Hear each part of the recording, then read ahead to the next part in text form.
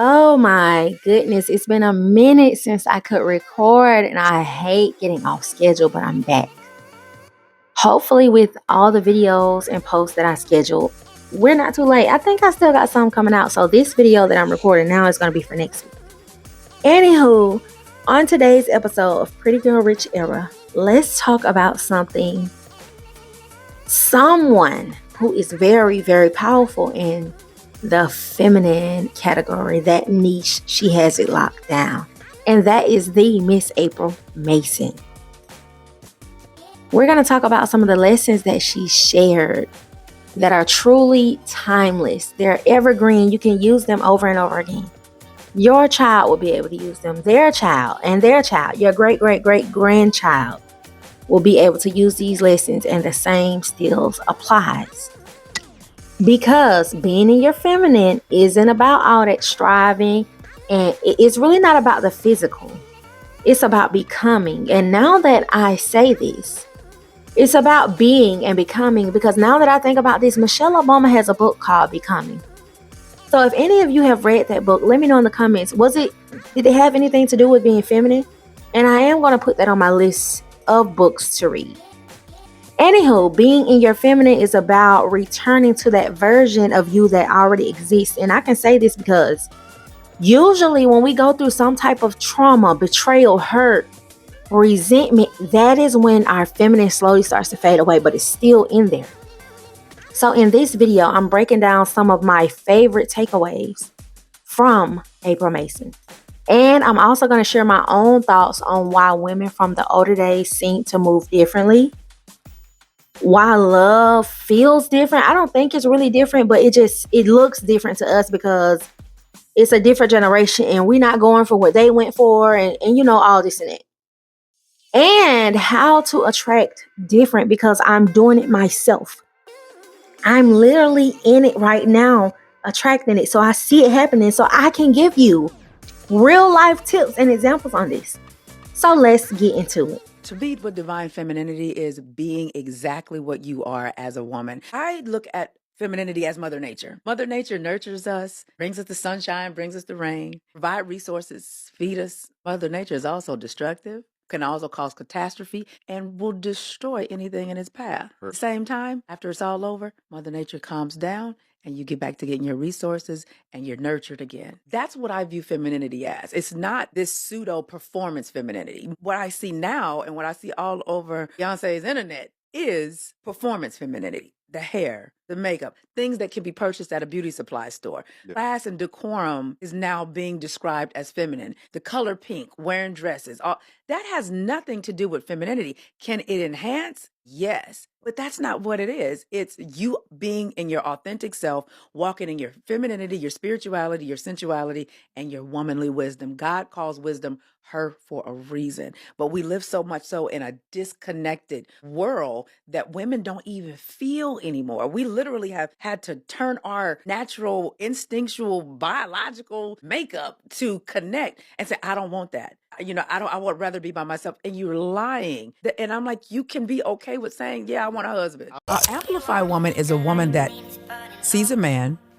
He's already doing what he's supposed to do. He has his vision. He's not somebody building from the ground up.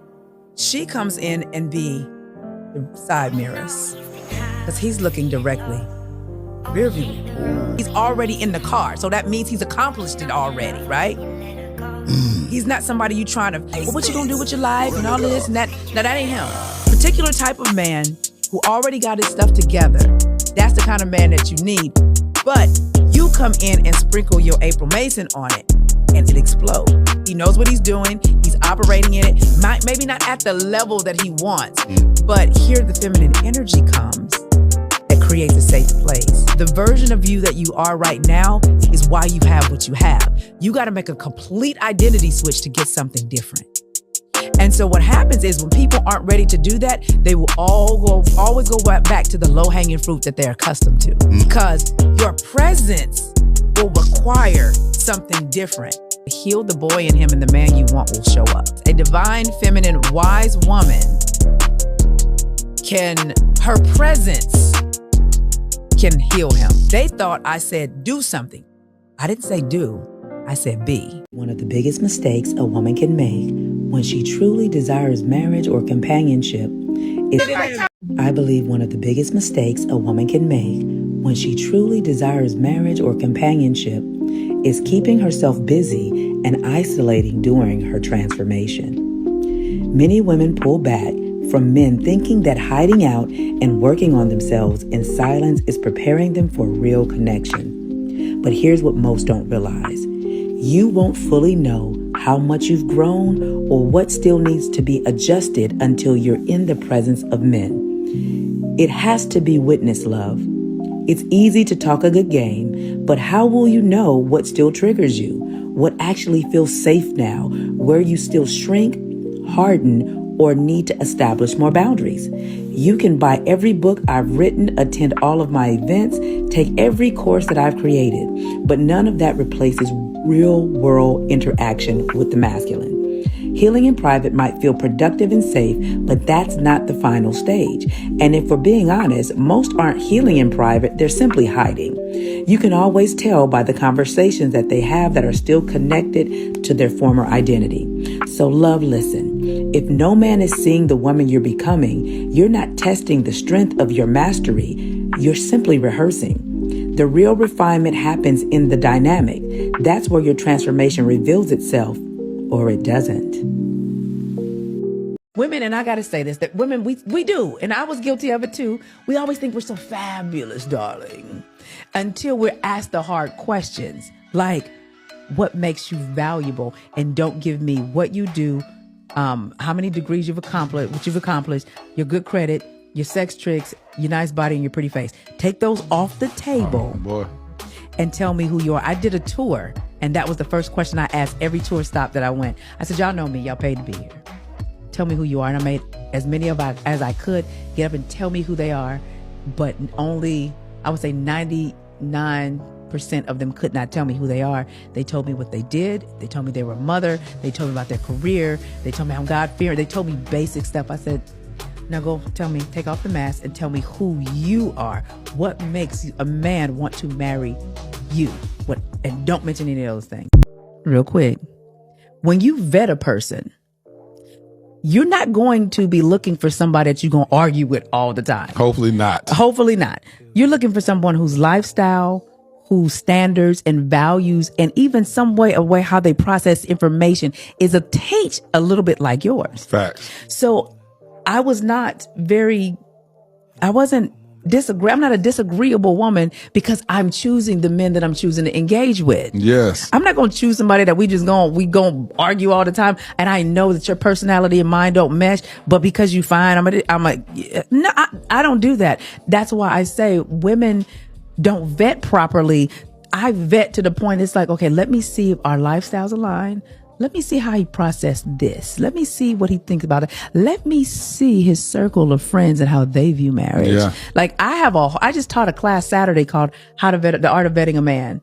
And I broke 20 things down that most women overlook. Yeah. I wrote a post that said the other day, and the women lost their minds. I said, heal the boy in him and the man you want will show up. A divine, feminine, wise woman, her presence can heal him. Mm. They thought I said do something. I didn't say do. I said be. Although modern men, I hate that term, modern men today call, say we want women to go back to the olden days. What you're not understanding is there was a lot of oppression on women in the older days. And a lot of times women were overly submissive because you got to make sure you got to keep that house, your survival intact. Yeah. And then the term, she can't keep a man.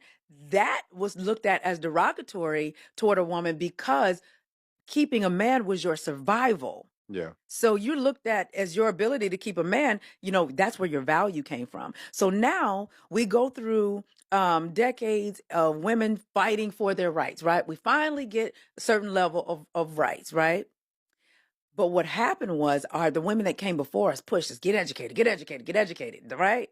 But they did not teach us the woman part.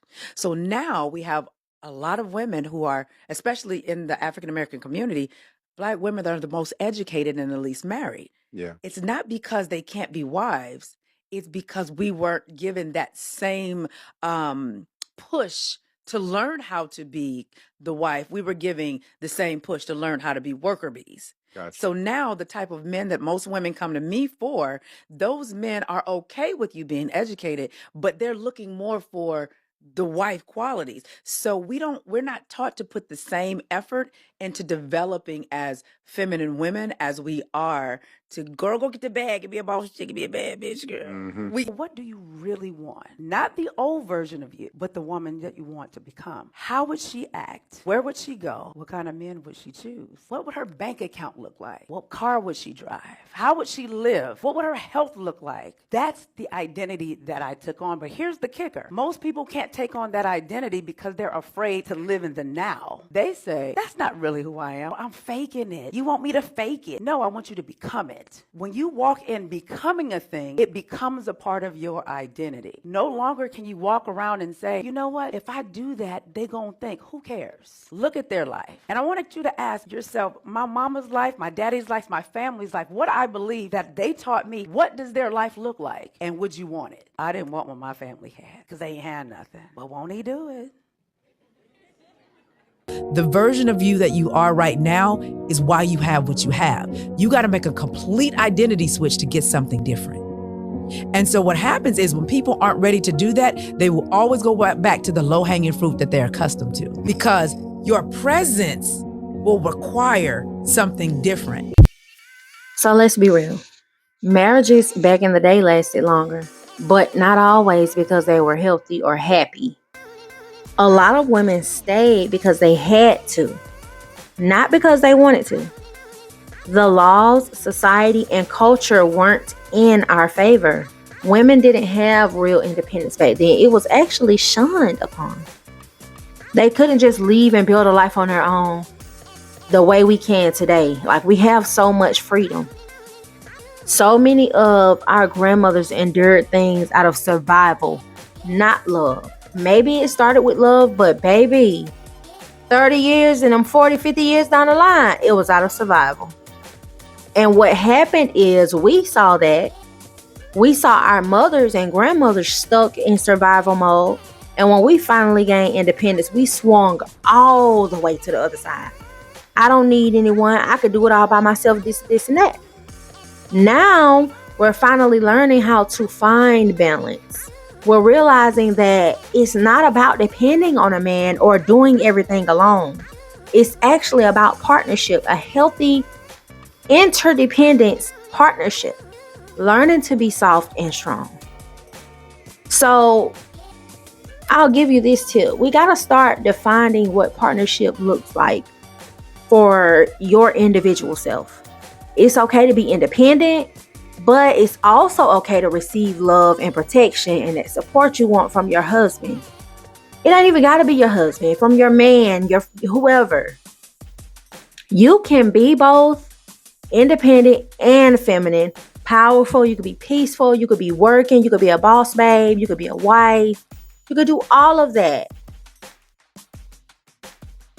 April Mason always says, feminine energy is not something you do, it's something you become. So many of us are stuck in constant motion, like feeling like we have to do more to be validated or just seen. But the true feminine energy, it thrives in just being, in your stillness. It's like your calm confidence. Your energy and like your presence is there, and it's stronger than ever to be. If we're being for real, it's a strong presence when you're just being, versus when you're constantly doing. You look weaker when you're constantly doing, because it's like you're trying to convince you or someone else or everyone of what you already know you lack. Just be. You gotta just be. Just present. Don't try to do and outdo and overdo and overcompensate. So the tip I can give you for this is just to practice being by slowing down throughout your day. Don't rush. Make sure you're on time. I hate rushing as a woman. I do not like when women rush. I don't like to rush. I feel so masculine and I feel so ugly and undesirable when I'm rushing throughout the day. What am I rushing for? I look good. I smell good. I feel good. I need to be walking with power, walking with some swag, jazz, walking peacefully. I need to move slower, speak softer, breathe deeper. So when you start living intentionally like that, you'll notice how your energy shifts. Like, I promise you, I'm going through this right now. I'm really redoing my whole life right now. And the right people start to find you. The right opportunities are naturally pulled to you when you do this. And to follow along, this next one is very major. It's a major one. It's about investing time into yourself. Because I have videos on this also. Focusing on you investing time into yourself, because when you invest time into yourself, you begin showing up as the woman you want to be. And there is no better feeling than when you start to invest time into yourself.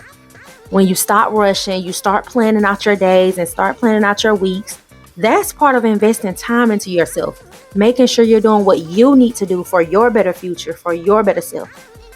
Not the version that you're forced to be right now. The version that you want to be, the one that you know that is deep down inside of you before this major life change happened. Maybe you got cheated on, you were betrayed, you got hurt, you turned bitter. The version that you want is inside of you. So you got to pour into your self-development. You got to read, you got to journal. I know y'all probably hate hearing this, but I'm going to drill it into your head. You got to move your body. You got to heal your mind, heal your health. Because when you take care of yourself on every level, mentally, emotionally, spiritually, physically, you show up so much different. You show up way differently than you would when you're just hustling and bustling and moving throughout life. So each day, do at least one thing that nourishes you, that nurtures you in your life. Whether it's journaling, a skincare routine, I feel like pick one of these things and then work your way up. Don't try to start journaling and do a skincare routine and start walking every day all in 1 week. You're going to be burnt out by week 3 and you're going to stop doing it.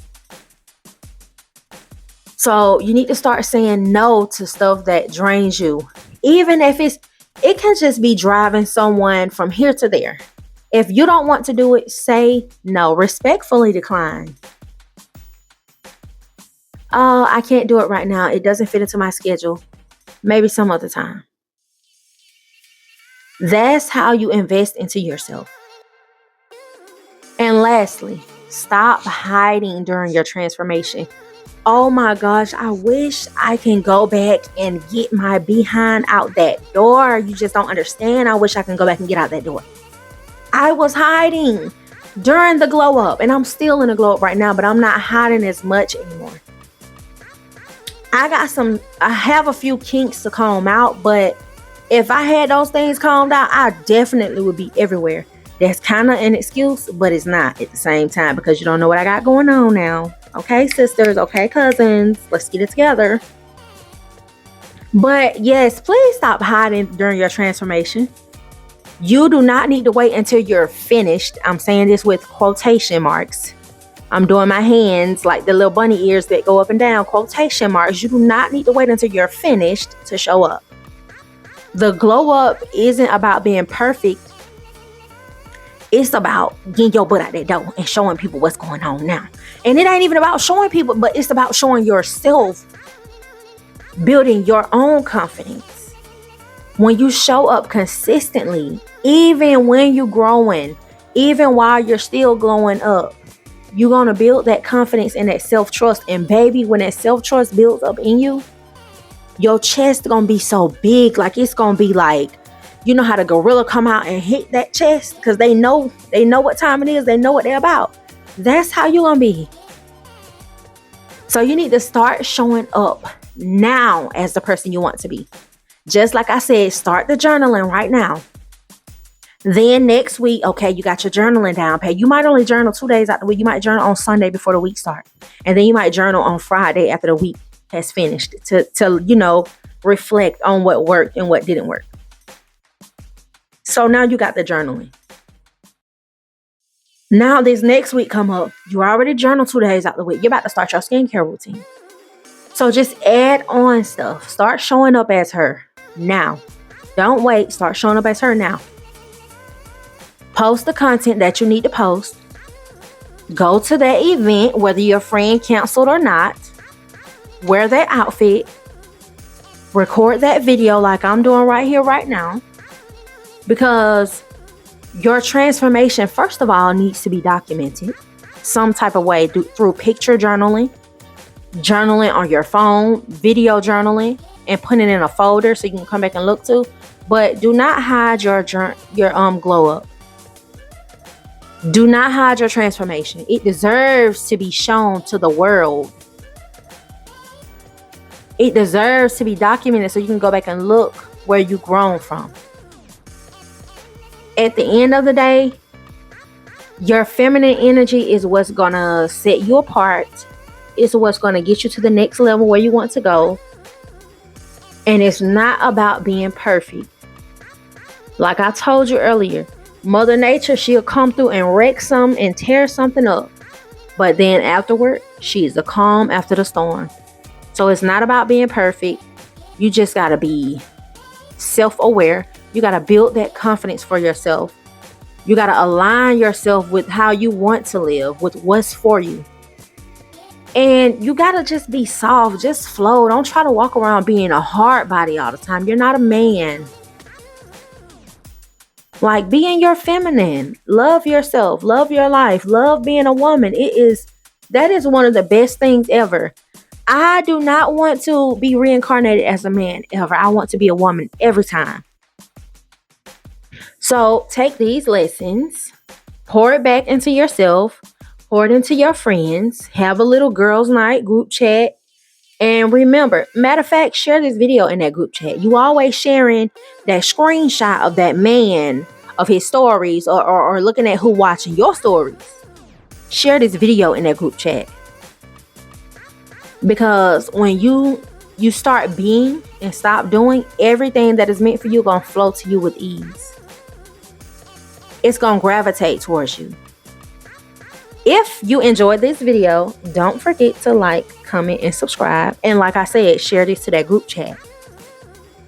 And if you're ready to take your growth deeper, grab your 30-day glow up journal.